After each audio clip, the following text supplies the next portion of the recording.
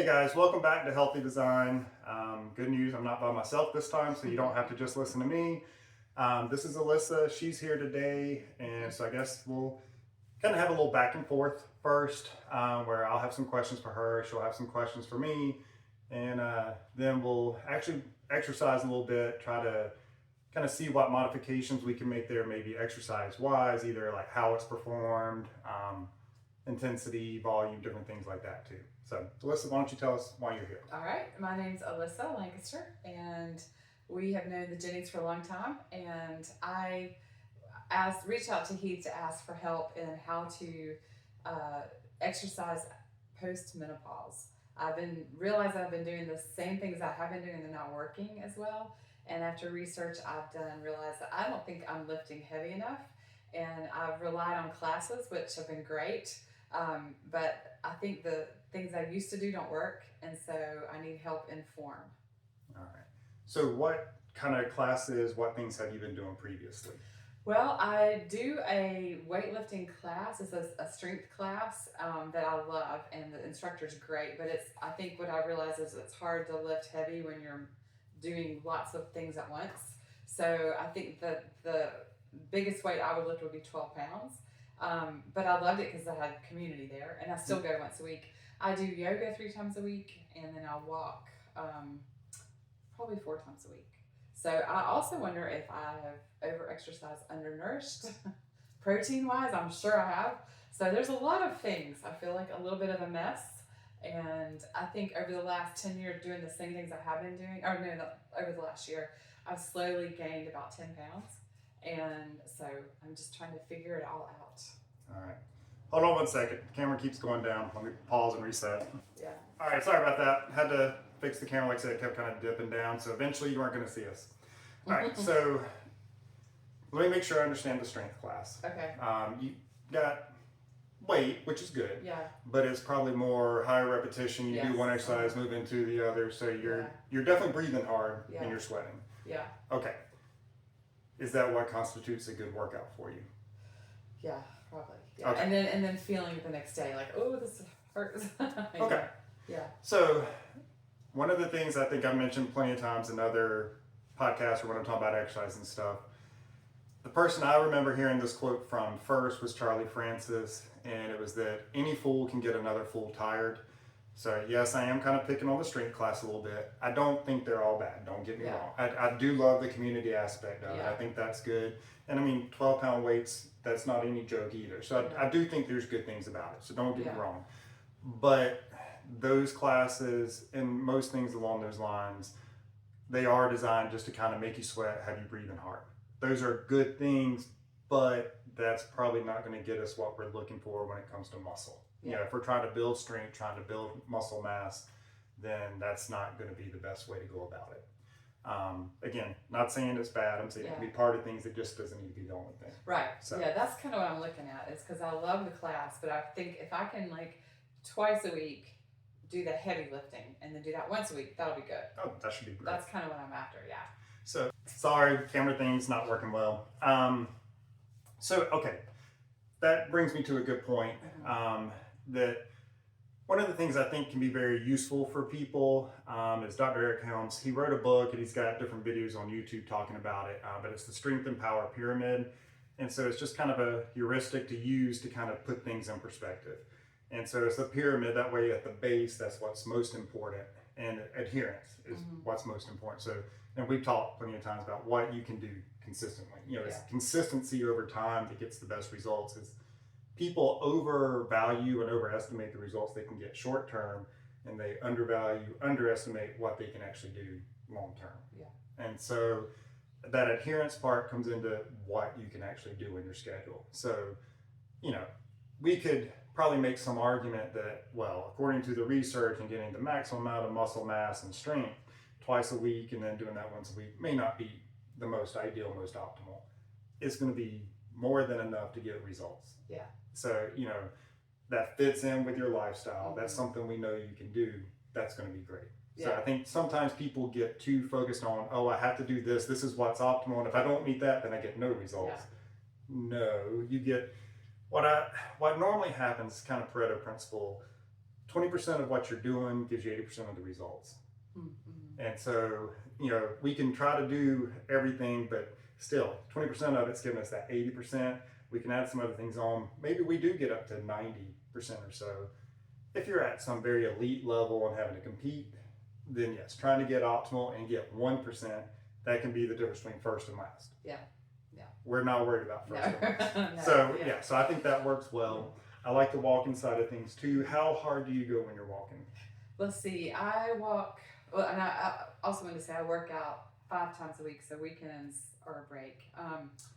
Tuesday and Thursday I walk about 55 minutes with a friend, and then Monday, Wednesday, Friday between yoga I walk about 20 minutes before I do my strength training. Okay.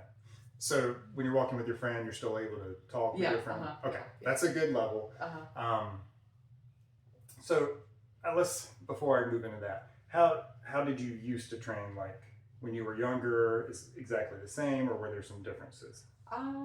Let's see. I think I've been doing this class that would meet 3 times a week probably for maybe 7 years, and I just added the yoga in recently. I used to run. That was the thing I used to do, and I haven't done that. I do that occasionally now, and that was I think what I did mostly.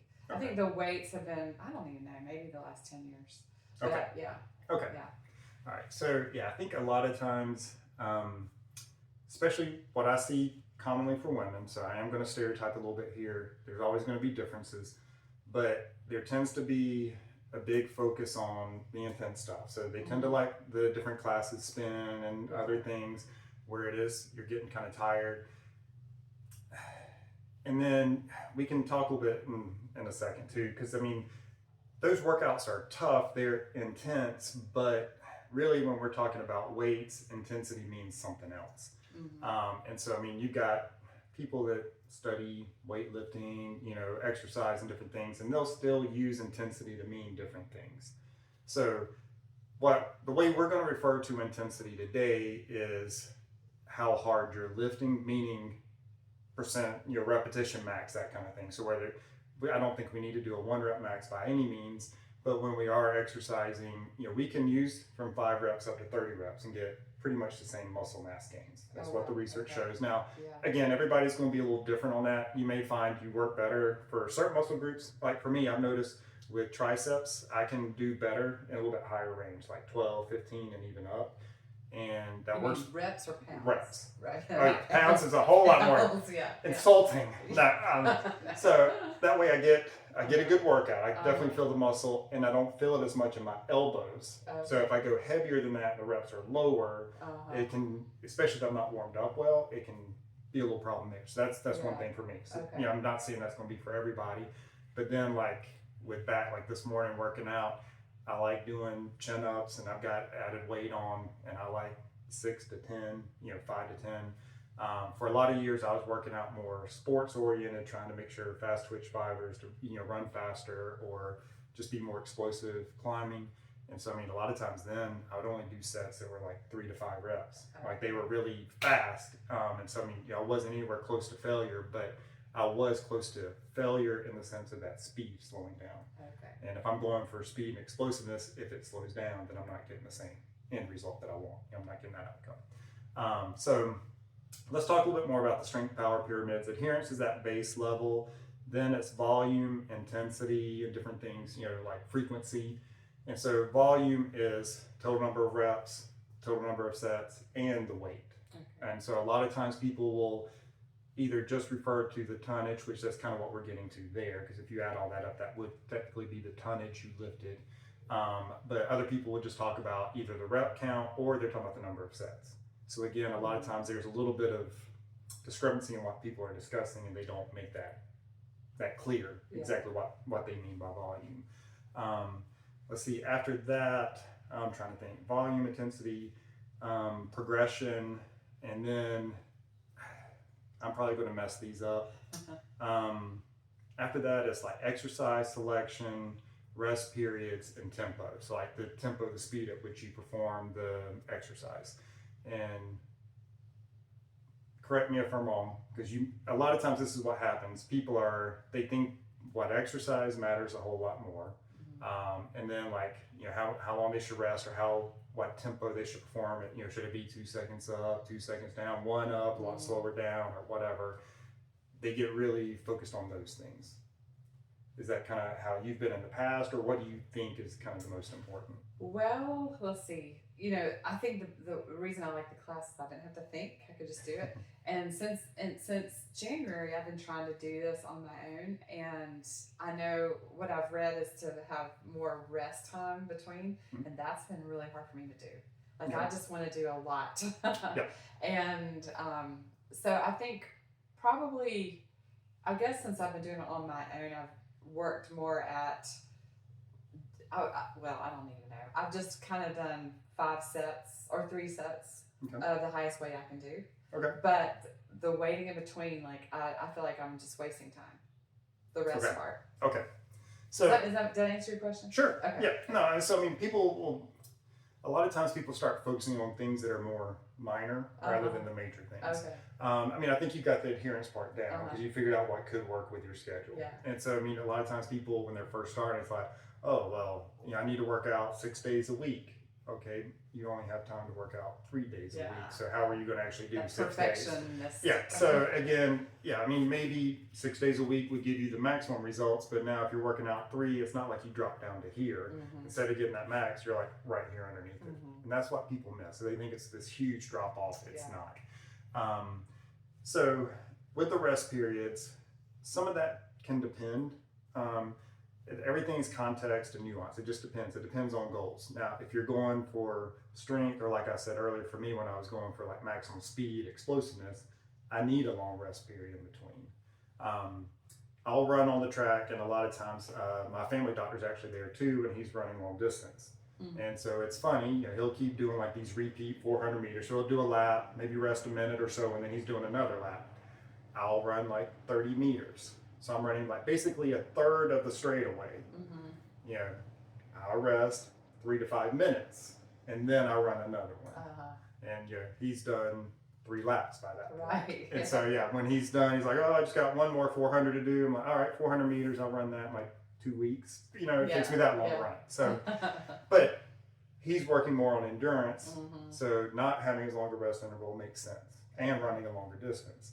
For me, I'm trying to get maximum speed. So I need a shorter distance to run, and I need to make sure I'm recovered in between so I can repeat that. Because again, let's say I run the third, it'd be easier probably 100 meters, but nobody can repeat 100 meters too many times. You're going to drop off. So let's say I run the 30 meters, 4 seconds.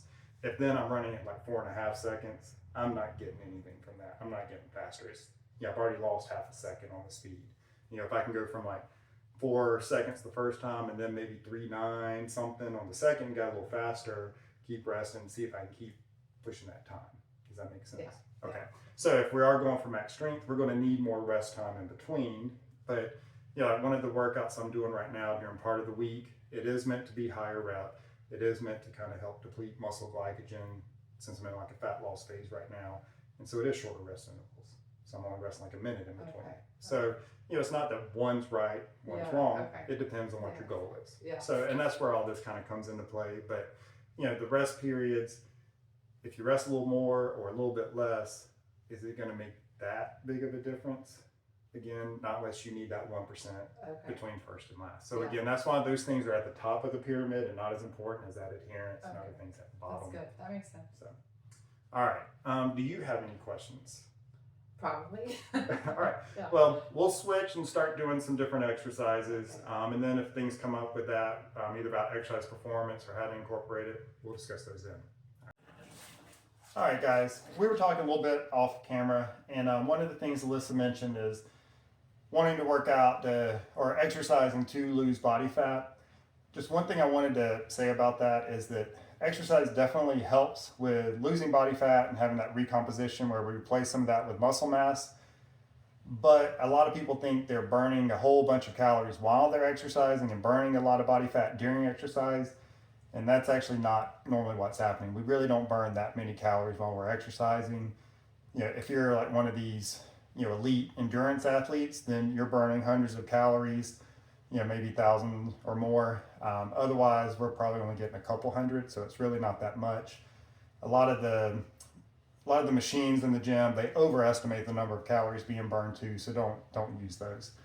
So what we're going to start with is a dumbbell bench press, flat bench. And so Alyssa's just going to do her set like she normally would, and then I'll kind of critique if I need to form to make sure we're just as injury proof as we possibly can be. And then we want to make sure we're working hard enough. So, all right, let's see what you got. Okay, so we're doing, show me with your arms what I'm going to do. Oh, the Just chest press press. it. Okay. Yep. Okay.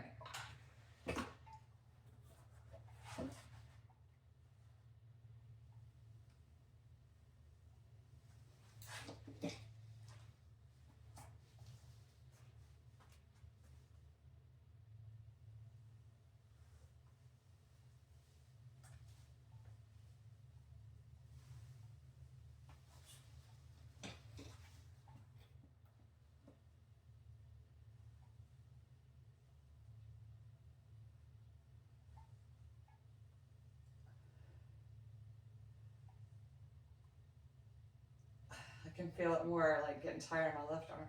Okay.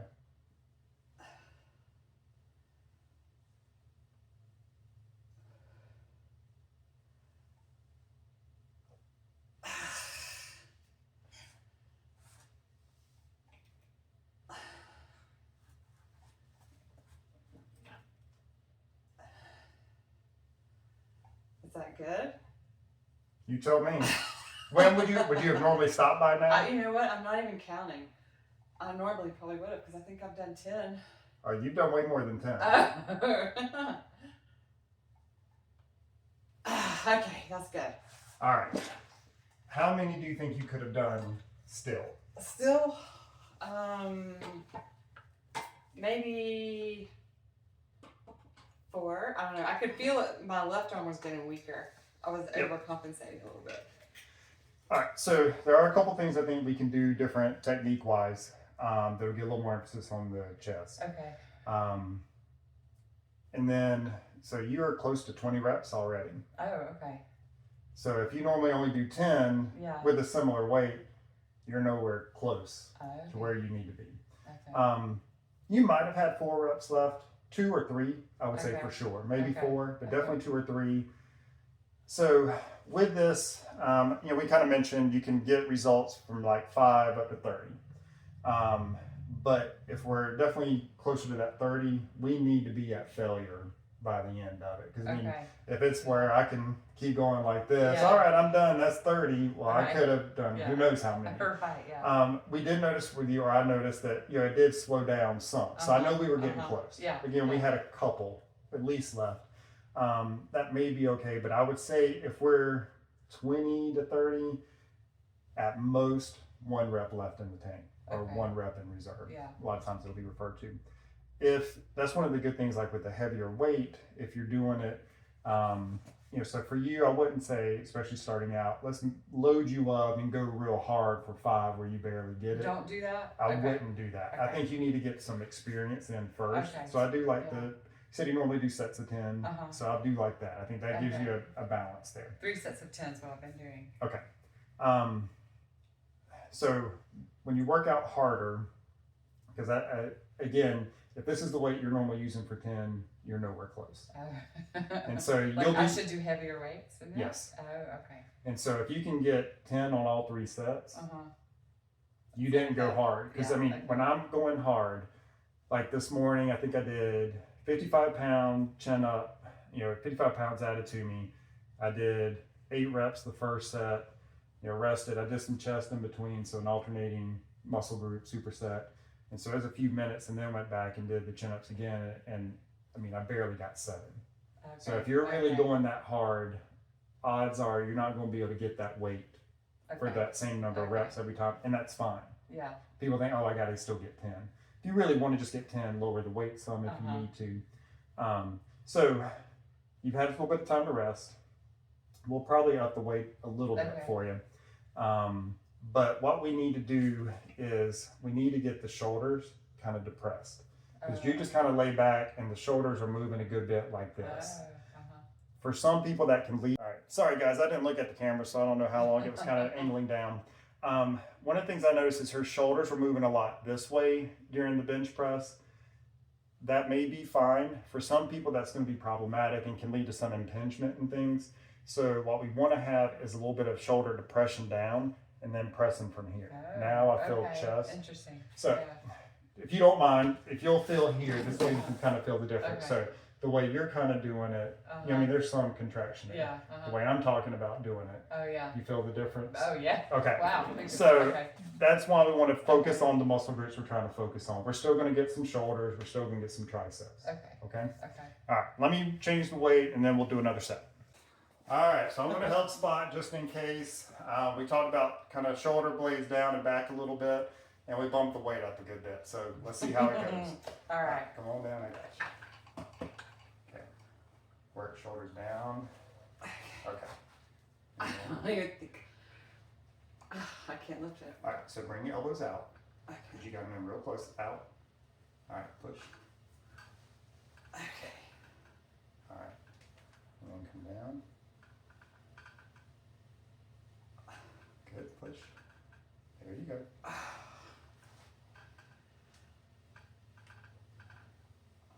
And push. I can already tell on that left one. And she mentioned earlier she had an issue with the left shoulder. So that does need a little bit of help. I'm not really doing anything on the right.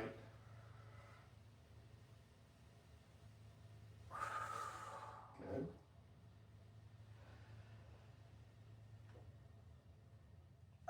That's it. Okay.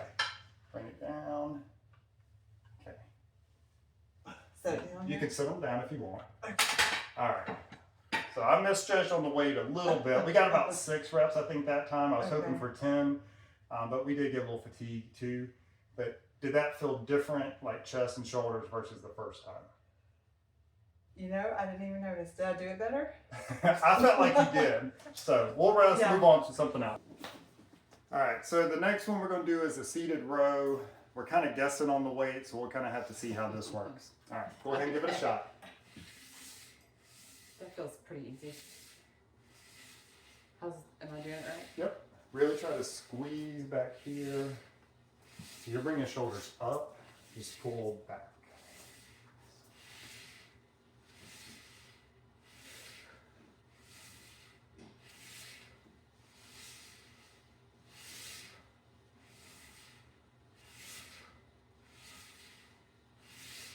How's it going now? Good. I mean, I can still probably do more.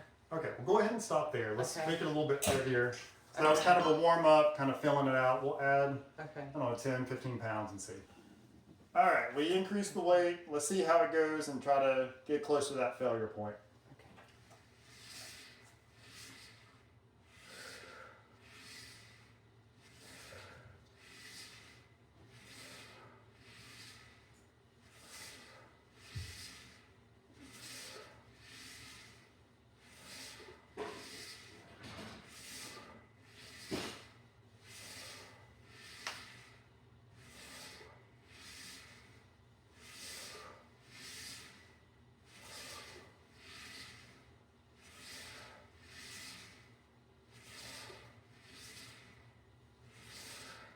A little harder. Uh-huh. That's 16. Yep, keep going.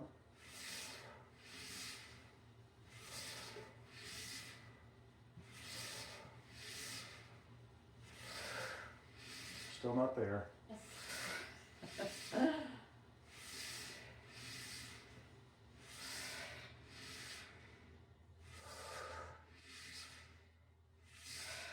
Keep going. You're still good.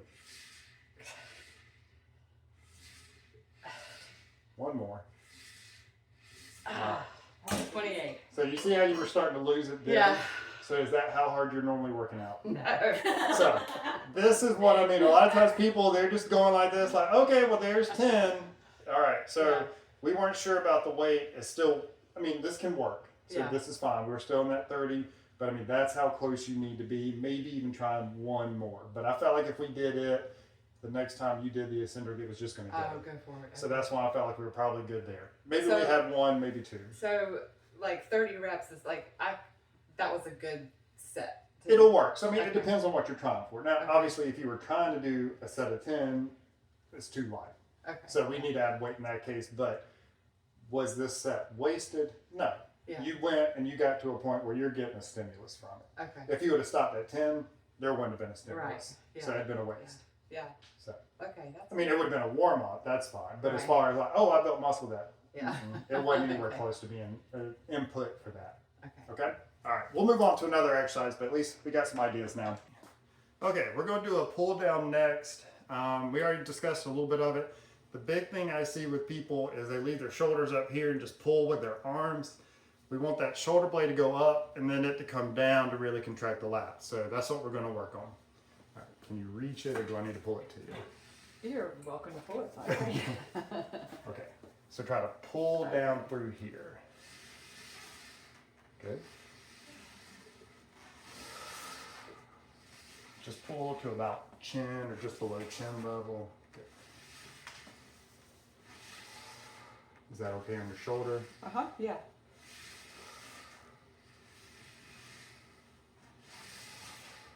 Good.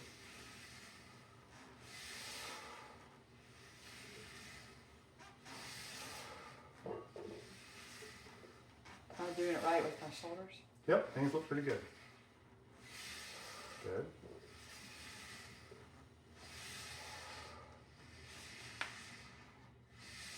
Elbows popping.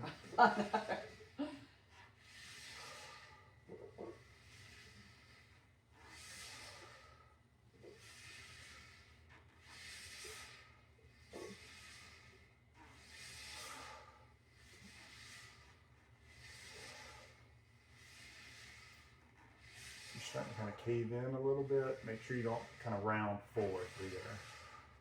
I can feel that. Yeah. Okay, bring your shoulder blades down. Good. It's 20. So yeah, you're stronger than you think. Keep going. Good. Keep going.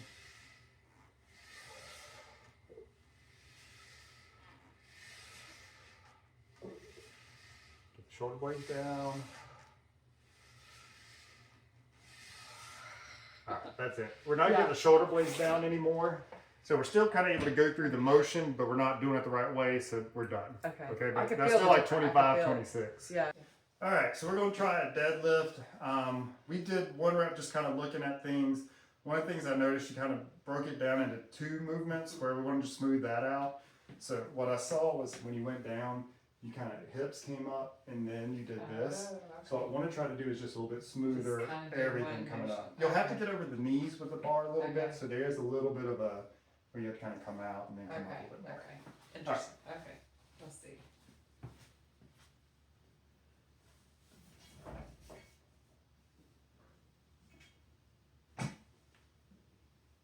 Good. That was good. Kind of pull shoulder blades together a little bit too.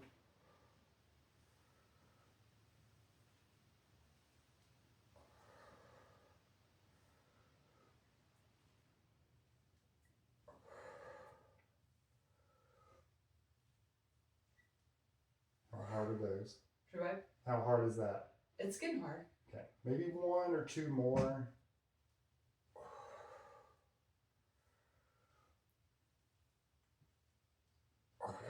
And we'll put the weight down. All right, good. Sorry guys, I'll get another attachment thing for the camera, but I still think you can see the bar and see most things for deadlift, squats.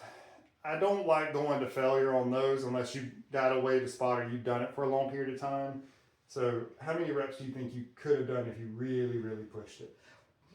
I don't know. Maybe just 3 more. Okay. You know? Yeah. That's where I would kind of like this most likely is definitely 1 rep in the tank, probably more like 2 or 3 just to be on the safe side.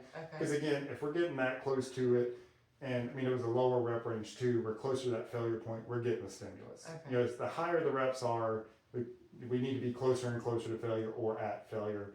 The lower the reps are, like, I mean, let's say you do 5 reps with something, but you could have done 6.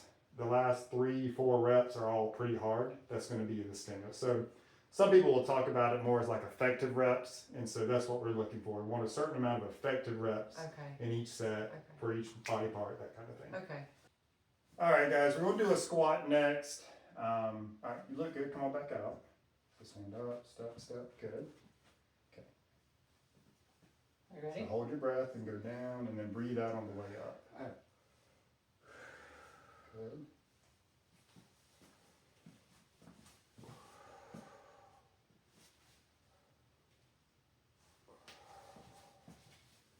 A little more control going down and then up.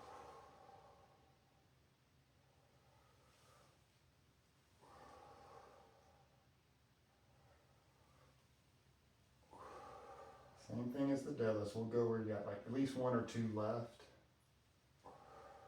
I probably should be able to go down further, right? You're okay. Probably one more. All right. Yeah, I think that's good. And then just walk forward till the bar hits. And then just lower down. Good. All right, we'll try something underneath the heels and see if that helps out. Okay. All right, so we'll try it with the heels elevated and see if that changes how she feels with things. Okay. Are they centered? Yep. Okay. That's interesting, just the feel of it.